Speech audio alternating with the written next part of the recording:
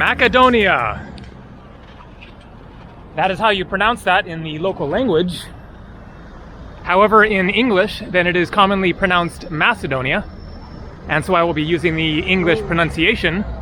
And so this is Skopje, the capital city of the Republic of North Macedonia.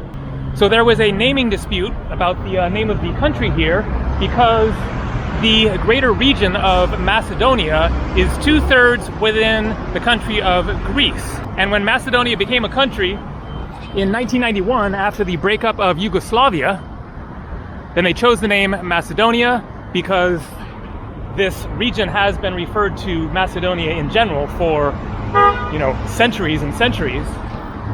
However, the northern part of Greece is also Macedonia. And so finally they came to an agreement just last year and changed the name from Macedonia to North Macedonia. So now I'm going to walk to Macedonia Square. And there, on a horse, Alexander the Great, also known as Alexander III of Macedon. So Macedon was an ancient kingdom. Alexander the Great was born in 356 BC. His father was King Philip II of Macedon, and when his father died, assassinated, Alexander the Great was 20 years old. He became the king of Macedon.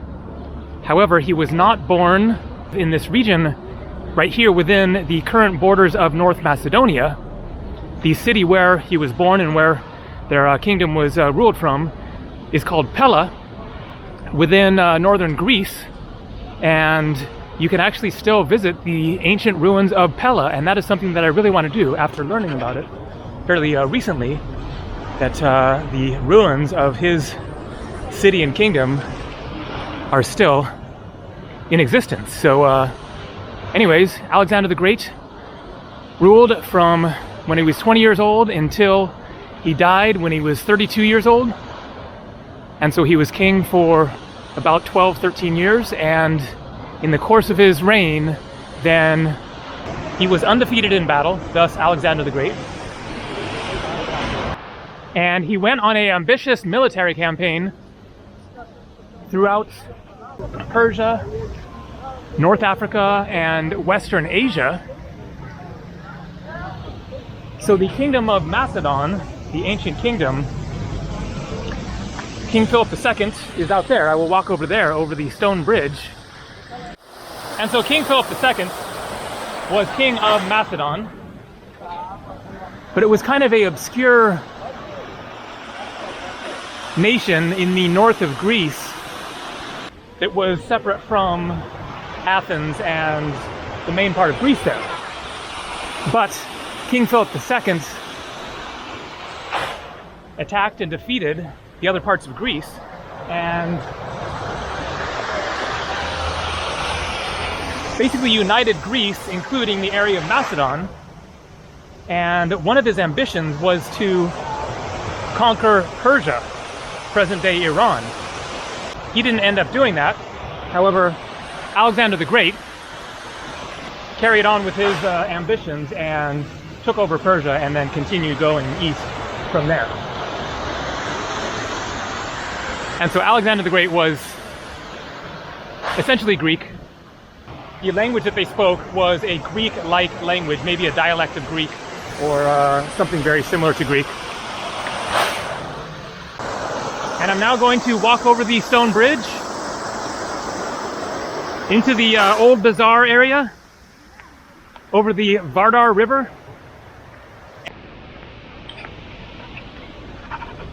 And show you much more of this amazing city, the capital of North Macedonia.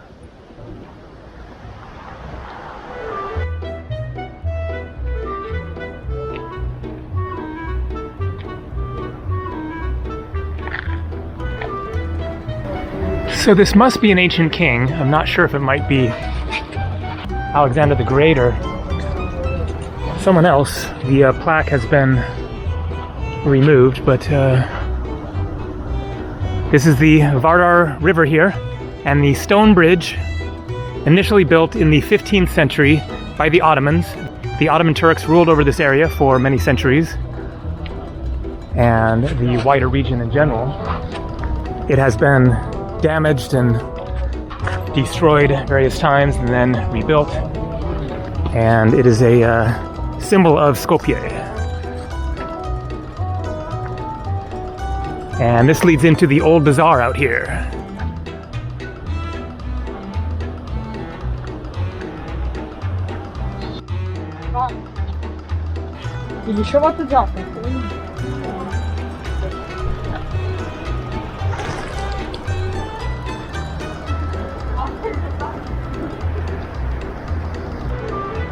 And this is the Archaeological Museum of Macedonia.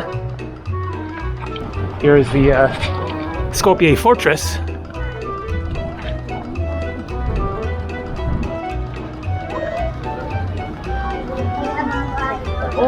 But just to be clear, the Macedonian language is not related to the language spoken by King Philip II and Alexander the Great, because the Macedonian language, the modern day Macedonian language, is a Slavic language. The Slavs arrived in this part of the world in the 7th century AD. So that was actually 900 years or so after Alexander the Great and King Philip II here. And so the Macedonian language is not related at all to Greek or ancient Greek or anything like that. It is basically the same as the other countries in the region in the north from here, the other ex-Yugoslavian countries. Yugoslavia, Slavic. Yugoslavia means South Slavic, so the people in this area. Croatia, Serbia, Montenegro, Bosnia and Herzegovina, Slovenia are all Slavic countries with a language that is basically the same, with some, little differences between the countries. But they use the Latin alphabet and the Cyrillic alphabet, the same as Russia and Bulgaria. And so here, Coca-Cola, and then whatever this says right there, that is Cyrillic. Even though the letters look similar to Latin, but some of them are different. And the sounds associated with the letters, even if they're the same as the Latin alphabet, are not necessarily the same sounds that we associate them with in the Latin alphabet. I'll try to give an example. There's one word in Cyrillic that I know how to pronounce, so we'll see if we see it. Very likely we will. And here you can see Macedonian souvenirs on the right, and then on the left in Cyrillic and the Macedonian language. So this is going into the Old Bazaar. Most. That means bridge. Probably referring to the stone bridge. Shisha Lounge. And so the Ottoman Empire's influence here was very strong. They ruled for centuries, as I said. And the religion of Macedonia is 70% Eastern Orthodox Christian and 30% Muslim. So there are mosques around. You'll hear the muezzin, the call to prayer. Here you can see the old stone streets.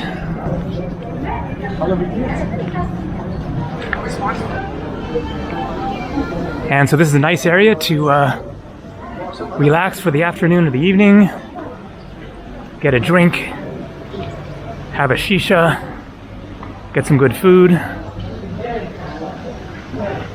do some shopping.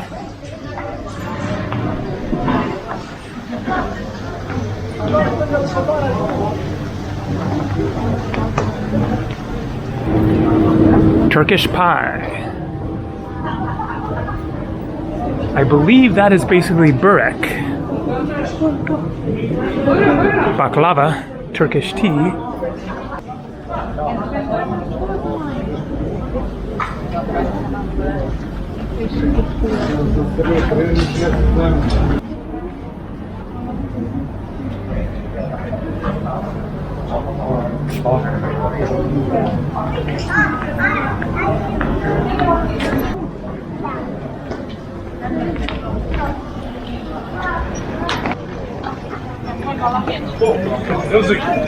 Looks like they're getting ready for a musical event here.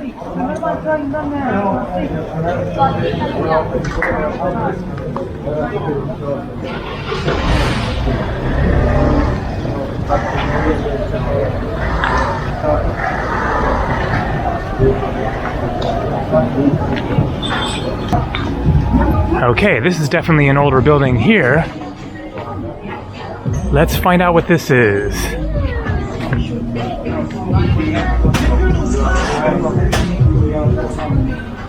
It's National Gallery. Oh, okay. Want to visit us? We are open. It's like a museum basically now. Okay, great. One second, I'll put on my mask And from 2000 we are starting to work like National Gallery. So this small room here, it's example to see how it looks to be whole building. As you see, the original part of hammam. Yeah. The place used for washing. The pipes, the construction, all that you see, it's the floor. It's original from that period, second half of 15th century, almost 600 years old building. Yeah.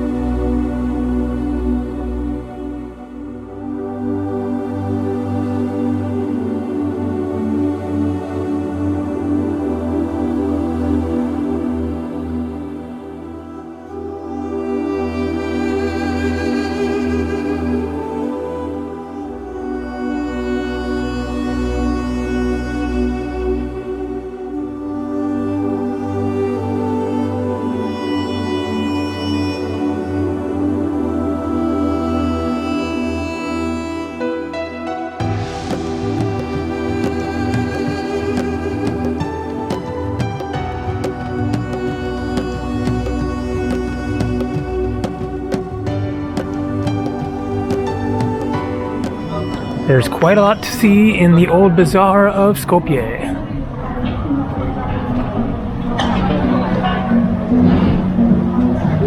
This is kind of the edge of it here.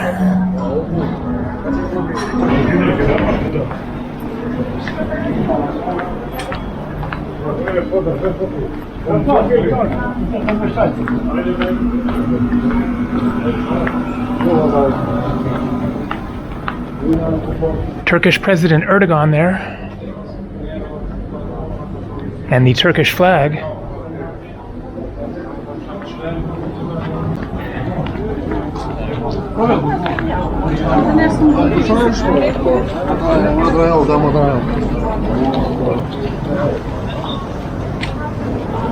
And so there's more to see of the old bazaar here, but you've gotten a good taste of it, so I'm now going to turn around, head back this way, and go find the Scorpio Fortress. And so here's some of the currency of North Macedonia, 500, 100. So the exchange rate is about 50 Macedonian dinars to $1 US. And so I paid 100 dinars at the museum there. It was actually a art gallery, but anyways, it was 100 dinars, which is $2 US. And so 500 would be $10 US. And whenever I do this, then people always write in the comments, don't flash your cash, you're gonna get robbed or whatever. I'm just not worried about somebody like running out from somewhere and attacking me right here. So anyways, I will put the money away, and after I show this incredible mural right here, there is the Skopje Fortress. And look at this. This is a mosaic, so it is not, street art here. I'm going to assume that is Mother Teresa there, Albanian. And it must be various important figures in Macedonian history. is Macedonian history. That's Albanian. It is, oh, okay, that's why it's Mother Teresa. Yeah. I see, okay, thank you. Do you know any more about the, I'm making a video, do you mind if I film you? If I, yeah, no problem. It's a YouTube travel video, so. If I know something, I can answer. Great. Do you know who these guys here? Obviously that's a king there. Is that like an Albanian king? Skanderbeg, this one. Skanderbeg? Yeah. I see. In the middle. Then he is fighters, those who fight. Okay. With him. His soldiers. And this is,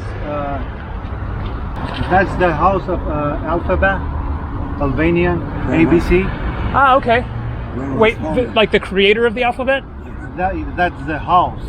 Yeah. The house of the creator of. Yeah. I see. Then And is that in? Name Frashi, he's a poet. Right. And this is in prison, the house down with the flag. Yes. And how do you know this? Are you Albanian or? I am Albanian. We are all Albanians from Tetovo.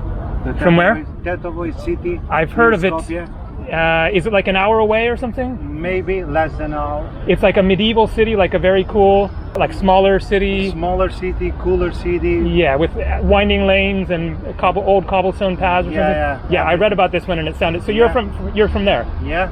And is it a traditionally Albanian city, like mostly Albanian? Mostly Albanian, yeah. I see. Yeah. And so you speak Albanian and not Macedonian then, or No, both, I guess? We speak both languages. Yeah. Where are you from? I'm from the United States, United States. from Northern California. And I've been to Albania before 3 years ago. Maybe I will go there to the Theth Mountains. Yeah. They sound very nice. Yeah. And so what's your job? It looks like you're part of the music show? Yeah, exactly. Okay. I'm the sound engineer. And these cool. guys are technicians. Right on. And is there going to be a concert over here soon? Tonight? It will be here. Right here? Yeah. Okay. 8:30. At 8:30 tonight? Yeah. Excellent. I got to check it out. Today's my last day in Skopje. I've been here like 4 days, and then tomorrow I'm going to Lake Ohrid. So. You are more than welcome to join. Alrighty. Thank you so much. You're welcome. All right. Enjoy your meal. Yep. Have a good one. Thank you. All right. I'm glad that I got that straightened out there. And so Albanian culture is also prevalent here in North Macedonia. There are many ethnic Albanians in the country here, including those guys.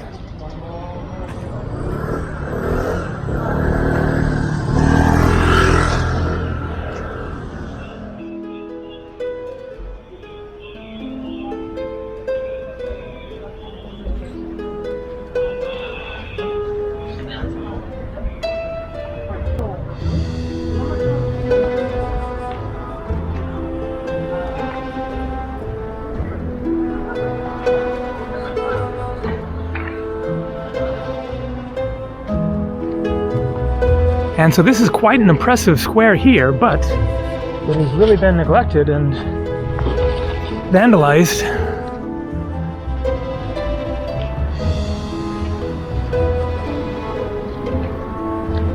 National Opera and Ballet. You'd think that they would take better care of this area when it seems like kind of the, central square, one of the central squares with all these magnificent historical buildings around it. But for whatever reason, it has been neglected.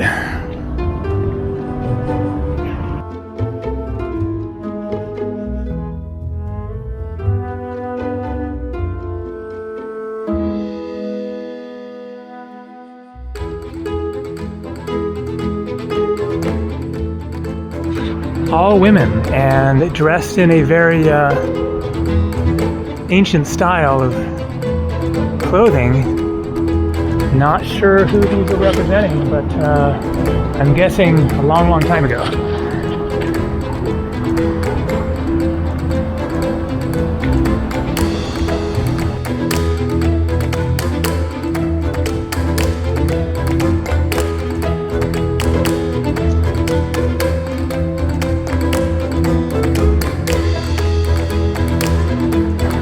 And there's this boat out here, ship rather, also a fisherman down on the water there, but a very old style ship there that looks like it might be like a restaurant or something. I'll have to find out.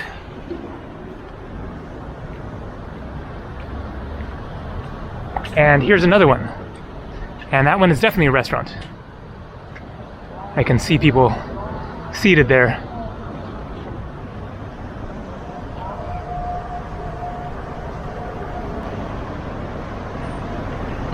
And let's see if I can get a little bit closer look at this restaurant here. Worry less, kiss softly, be thankful, laugh more. Lots of good advice.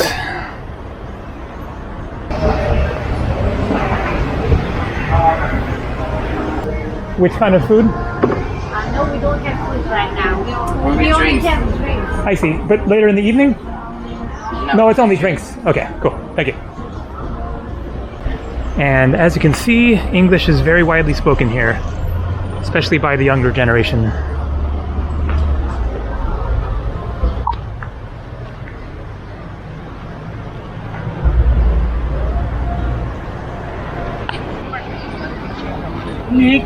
And so here's the other ship restaurant, possibly, or something like that. So let's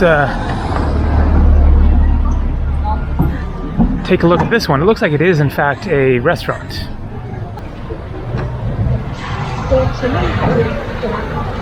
Senegalia, hotel, bar, restaurant. Ah, so it's a hotel as well. Wow. Very cool. We are open. 8 in the morning until midnight.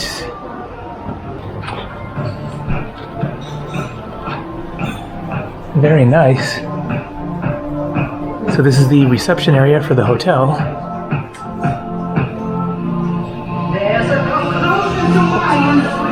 Yeah, we're done. It's like 4 in the afternoon, so not too busy yet, but I'm sure this evening it will be. So we're done.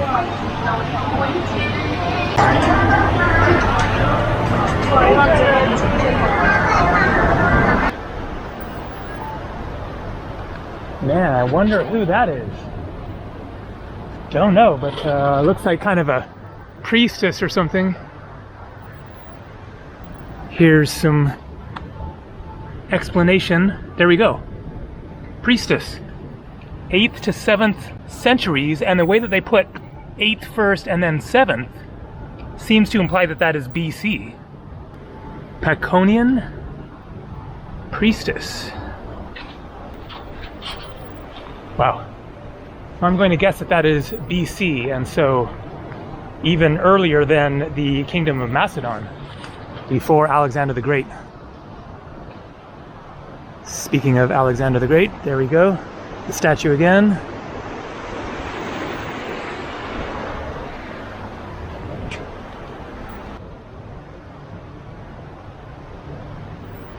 So Fort Calais, or Skopje Fortress, and Mustafa Pasha's Mosque.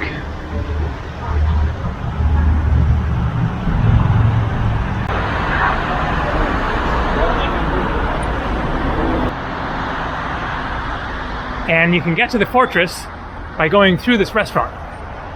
I went to the fortress a couple of days ago.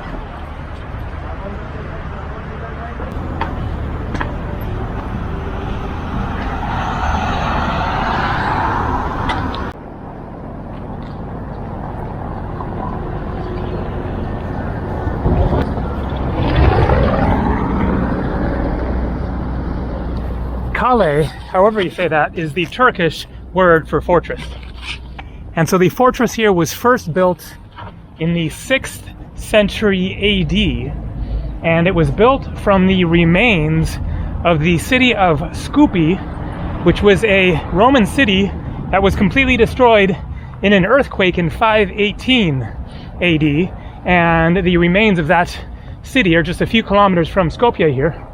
And then after that area was destroyed, then they just kind of moved over here, I guess, and created this fortress from the stone blocks from that city.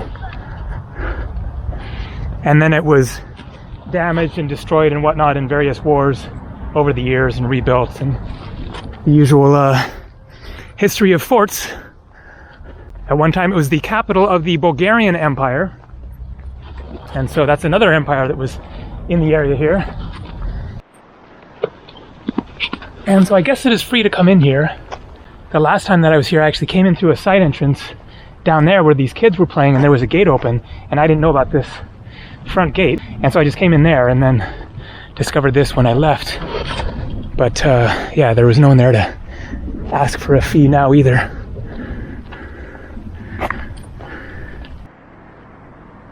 And then from here you get a great vantage point in which you can see much more of the modern city of Skopje.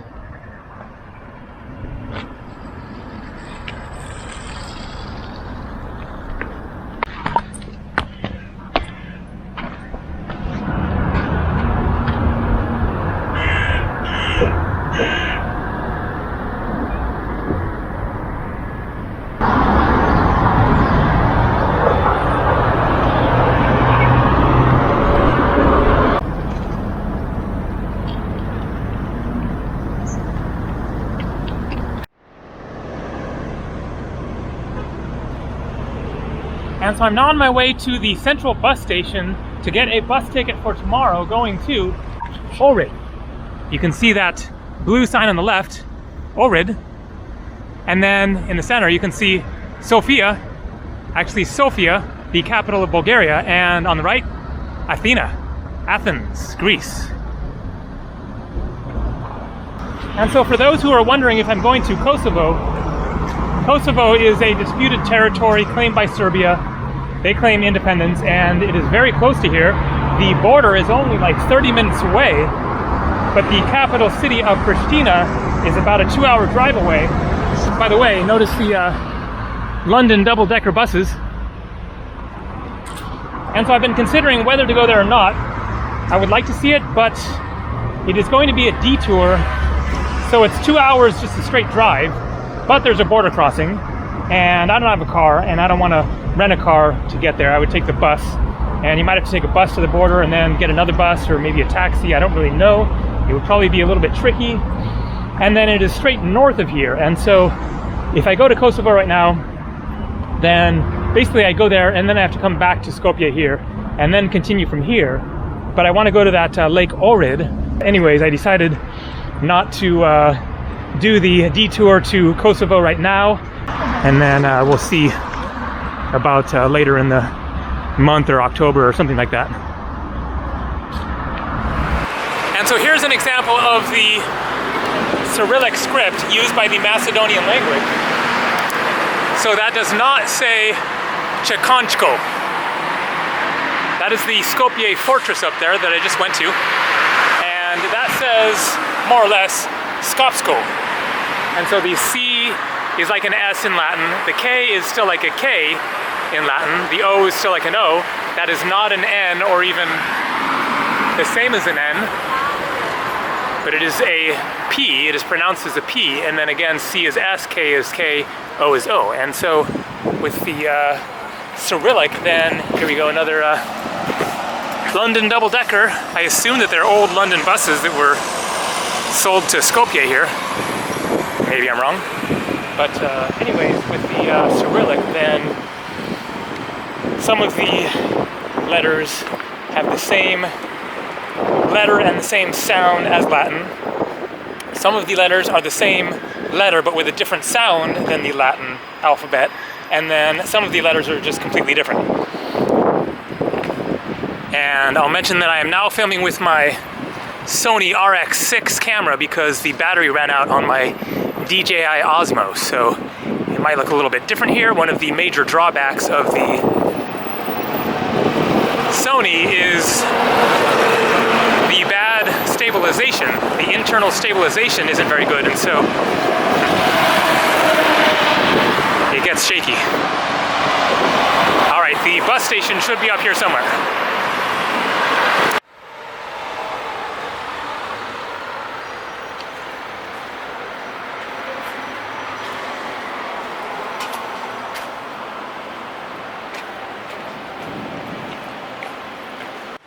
And so I got my bus ticket. It was 530 Macedonian dinars. That is about $10. I think it will be about a 3.5-hour bus ride to Ohrid. Ohrid is a city on Lake Ohrid, which makes the border between North Macedonia and Albania. A big lake. It looks really pretty, and it's supposed to be one of the nicest places to see in North Macedonia.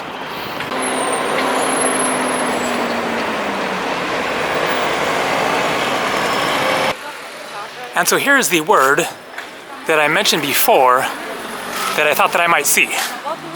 Pectopa. Now, that does not say pectopa at all, because that again is Cyrillic, even though all of the letters correspond with Latin letters, but some of them are pronounced the same as we pronounce them in English, in any Latin-based language, and then some of them are different. And so the P over on the left is actually pronounced like an R, E is pronounced like E, C is pronounced like S, T is pronounced by T, O is O, P is R, A is A, and H is N. So that actually says the same word that's up there, restaurant or restaurant.